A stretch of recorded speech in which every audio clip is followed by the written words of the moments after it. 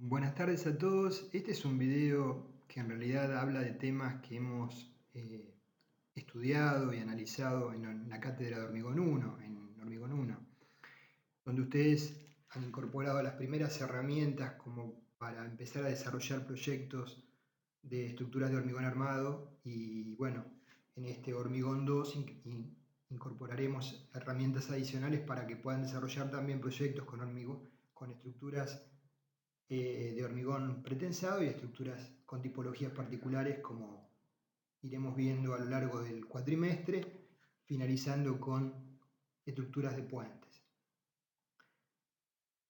Acá, más que nada, pretendo que ustedes reflexionen sobre el día después de mañana.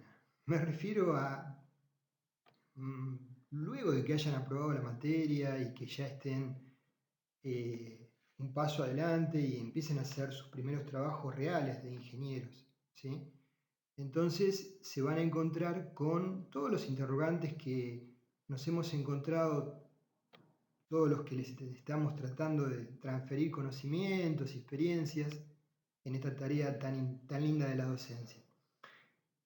La idea de este video sería que reflexionemos juntos sobre algunos aspectos, porque en esa instancia ustedes, por cuestiones naturales de tecnología, de competencia para desarrollar los proyectos, van a utilizar software que van a calcular no solo las solicitaciones, sino en muchas ocasiones también van a realizar el dimensionado de los diferentes elementos componentes de la estructura que estén analizando.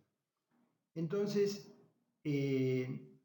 hay muchas ocasiones en las cuales el programa propone una cierta pauta de armado y uno como proyectista o ingeniero debe analizar y tomar la decisión sobre si esa propuesta es correcta o hay que modificarla.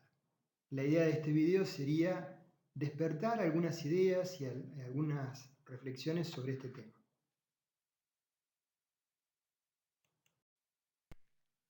Nosotros en Hormigón 1 justamente desarrollamos el tema de adherencia y luego estudiamos el tema de longitudes de anclaje y longitudes de empalme.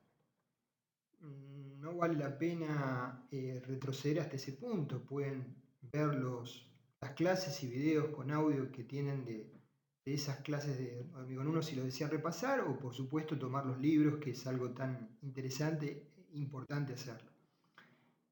Acá simplemente mostramos algunos ensayos de adherencia con barras centradas y excéntricas para recordando los tipos de falla o rotura que se presentaban como introducción. También mencionamos diferentes tipos de ensayos, probetas embutidas en un prisma o situaciones que son probetas un poquito más complejas de realizar, pero con ensayos más precisos como ensayos por flexión para evaluar la adherencia, como vemos en el dibujo, fueron explicitados y detallados en los videos que ya están subidos al canal. Acá vemos a modo de ejemplo un ensayo real de una probeta donde se intenta evaluar la adherencia por flexión. Ahora bien, el tema que nos ocuparía cortito de este video sería reflexionar un poquito, partiendo de la base que todos utilizan diferentes software para hacer el análisis, el modelo de las estructuras usualmente espaciales y el análisis de las solicitaciones, y en muchos, pero muchos casos con el postprocesador que tenga el software, el armado de la estructura. Entonces, reflexionar solo en este video sobre temas que tengan que ver con longitudes de anclaje y empalme o definiciones de requerimientos de longitudes de anclaje y de empalmes, y chequear si nuestro programa, el que utilizamos habitualmente, lo está haciendo correctamente. Por ejemplo, tenemos una base aislada donde la armadura de arranque de la columna está definida como vemos.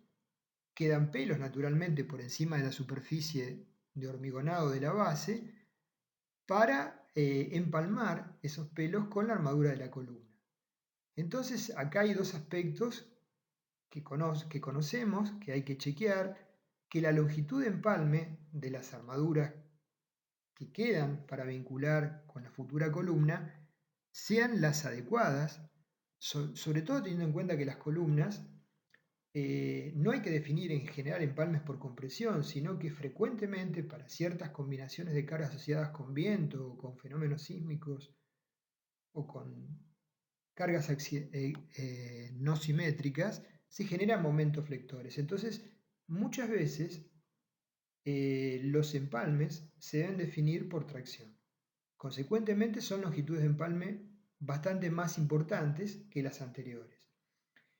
Y por otro lado, la zona embebida de la barra que quedan los pelos en la base tiene que tener una longitud de anclaje adecuada. Consecuentemente, si yo defino para la armadura un diámetro de 25 milímetros, tengo que tener claro que la altura de la base tiene que ser tal que me permita lograr la longitud de anclaje de esa armadura en un anclaje por tracción con patas a 90 grados dentro de la masa de la base, ¿sí?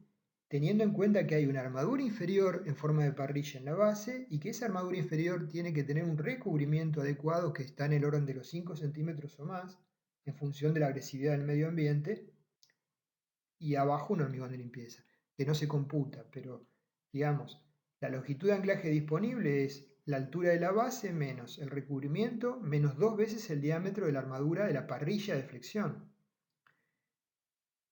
Consecuentemente, hay que verificar eso. Primero en mi prediseño y, luego cuando diseño las armaduras, ver que esto esté chequeado adecuadamente por el software que me emite la documentación gráfica para hacer los planos. Hay situaciones particulares como cambios de altura bruscas en vigas o losas en las cuales se requiere hacer una modificación en la continuidad de las armaduras para no generar resultantes que tiendan al vacío y el salto del recubrimiento, ya lo hemos comentado. En esos casos, las longitudes, las extensiones de las barras en ambas direcciones LD tienen que ser adecuadas para lograr las longitudes de anclaje requeridas en función del diámetro que hayamos adoptado. Ahora bien, si nuestro programa despieza de esta forma este salto, esta disminución de sección, que es correcto, ¿la longitud LD es la correcta? Podemos hacer un cálculo a mano, es muy sencillo, y verificarlo. Mucho software, justamente tratando de optimizar al máximo el consumo de armaduras, tratan de minimizar al máximo la extensión de las mismas. Entonces definen un refuerzo sobre un apoyo interno y lo definen como 2 veces LA a partir del eje de la columna. Supongamos que son vanos simétricos. Así definió mi programa de diseño la longitud de refuerzo sobre el apoyo. ¿Será correcto? Bueno, a priori no sé la respuesta porque no sé el diámetro de barra ni tampoco sé la longitud LA. Ahora vamos a ver un ejemplo concreto de un software de diseño que realiza el detallado. Bueno, este programa me está proponiendo un refuerzo sobre el apoyo interno de 2 barras del 20 milímetros con una longitud total de 60 centímetros. 2 LA es 60. O sea que del eje de la columna es 30 centímetros a cada lado. Acero nerburado, ADN 420. Sin hacer ningún tipo de cálculo. Si estamos calculando es porque tenemos, se supone, el conocimiento y la capacidad adecuada para realizarlo y la capacidad de análisis de los resultados. Si no, estamos metidos en un tema riesgoso para nosotros y para los usuarios de ese edificio. Entonces, a priori, sin hacer ningún tipo de cálculo, ¿ustedes opinan que esta definición de longitud de anclaje es correcta? Si observan esto en un plano de salida, de armado, ¿qué adoptarían? ¿Qué decisión tomarían? ¿Sí? Porque si no toman ninguna decisión y este plano, este detalle se transforma forma parte de un plano estructural y va a la obra, probablemente el ingeniero de obra o el capataz no tenga tiempo, el capataz no va a tener ni la posibilidad de analizarlo ni el tiempo, y el ingeniero de obra muchas veces no tiene el tiempo porque está involucrado en un montón de situaciones operativas, ¿sí? Entonces, salvo que se detenga a mirarlo un poco y naturalmente se va a alarmar por esto, probablemente no tenga el tiempo para hacer el análisis. Puede pasar desapercibido. Lo que no jamás puede pasar desapercibido es por parte del proyectista, que ha operado con este software, obtiene este resultado y simplemente lo pasa a un plano, ¿sí? Entonces, evidentemente esto tiene que ser motivo de un análisis eh, lógico de nuestra parte, y ante este tipo de situaciones, a menos que ustedes crean que está bien, tomar una determinación y corregirlas. Frecuentemente, cuando las cosas suceden, nos encontramos, por ejemplo, en este tipo de armadura superior, fisuras como la F, en la zona de las armaduras superiores cercanas al apoyo, paralelas y superpuestas a las armaduras, que nos están indicando que muy probablemente el dimensionado del anclaje es incorrecto, ¿sí? Lo que ocurriría si hubiéramos materializado la estructura anterior era que es absolutamente incorrecto el anclaje, que no tiene sentido colocar esas barras del 20 con esas dimensiones. Para eso coloquemos armadura del 16 o de 12, ¿sí? Porque nunca va a poder llegar a trabajar a la tensión máxima. Entonces, si acaso no nos dimos cuenta de eso y está solicitada en forma interesante la pieza, van a aparecer este tipo de fisuras, producto de la patología asociada con el mal diseño. También ocurre muchas veces que diseñamos elementos premoldeados, vigas premoldeadas de hormigón, sobre ménsulas prefabricadas, por ejemplo, para agilizar los tiempos, y las armaduras de esos elementos premoldeados suelen ser de diámetros importantes, ¿sí? 20, 25 milímetros. La longitud de anclaje de esa armadura parte o nace a partir del eje de apoyo, ¿sí? Donde está ubicada el eje de apoyo, sea en un pan de neopreno, el baricentro de ese pan. Y para ahí se tiene que extender y tiene que tener la longitud adecuada. Si no lo hemos previsto de esa forma, probablemente para un cierto nivel de cargas pueden aparecer fisuras, como la que vemos, paralelas a las armaduras, que nos están indicando también un dimensionado incorrecto del anclaje. Acá vemos vigas premoldeadas de puentes de hormigón armado, fuertemente solicitadas por cargas de puente fuera de ruta, cargas extraordinarias.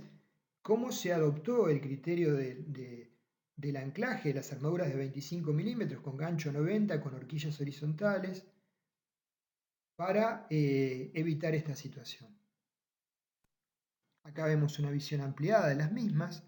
Los anclajes son con ganchos a 90 grados para barras traccionadas de 25 milímetros y tienen horquillas horizontales que impiden que las patas a 90 grados se abran cuando la armadura está con tracciones muy elevadas.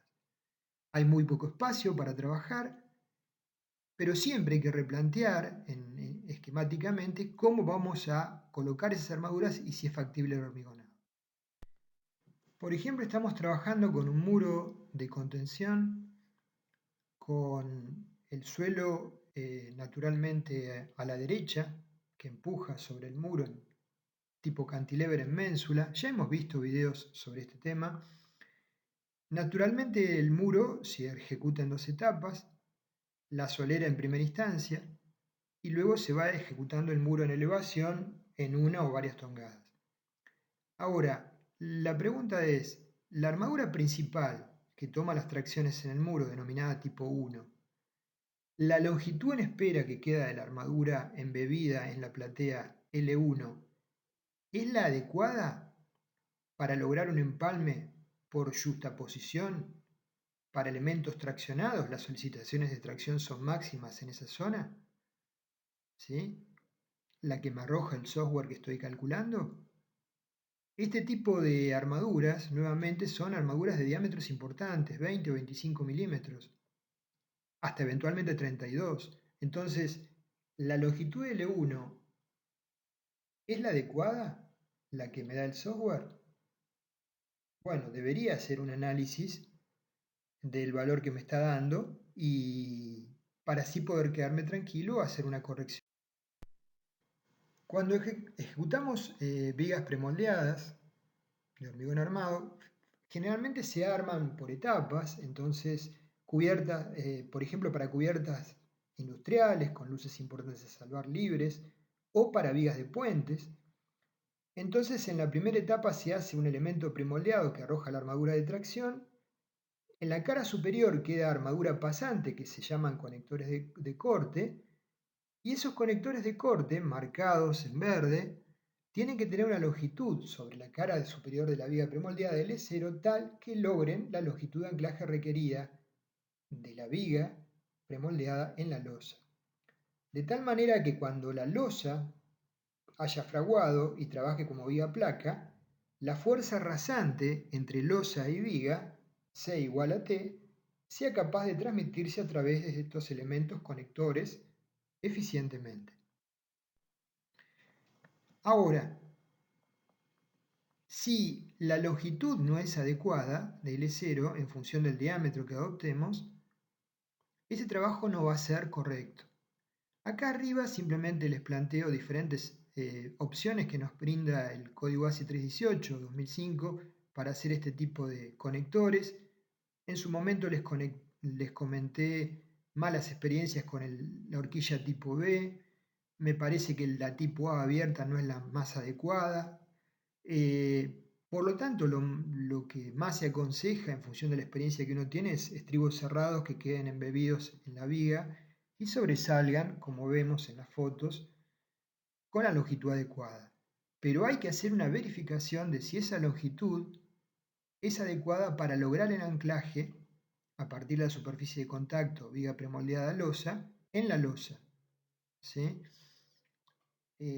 Teniendo en cuenta que esa longitud que se extiende por encima de la cara de la viga tiene que ser naturalmente menor que el espesor de la losa, menos el recubrimiento, menos la armadura superior que pasa en ambas direcciones de la losa. Si no fuese adecuada esa longitud de los conectores, el funcionamiento no va a ser el que nosotros esperamos como viga T cuando la losa haya fraguado, sino va a ser un funcionamiento diferente. No va a haber una conexión total. Y la resistencia naturalmente última del elemento no va a ser la adecuada. Hay múltiples situaciones que se nos pueden presentar. Por ejemplo, tenemos un edificio de diferentes niveles donde hay un apeo de una de las columnas superior sobre una transferencia de cargas de la columna de frente a la columna de planta baja, donde se transfieren cargas mediante un puntal que transmite la carga D, ¿sí? Mediante una compresión D. La carga aplicada en el nudo superior B es R. Entonces, por descomposición de fuerzas va a aparecer una fuerza horizontal H que tiene que ser tomado por la viga de ese segundo nivel, que toma flexión y tracción. Por lo tanto, a partir del nudo de unión B de la columna superior, el elemento horizontal y el puntal, tiene que estar adecuadamente anclada la armadura horizontal de la viga tensor.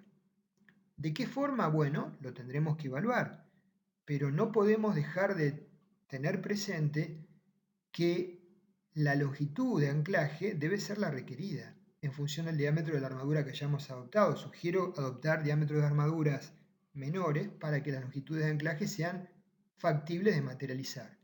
Bueno, esto hay que chequearlo con el programa de diseño automatizado a ver si está cumplimentando con esta condición.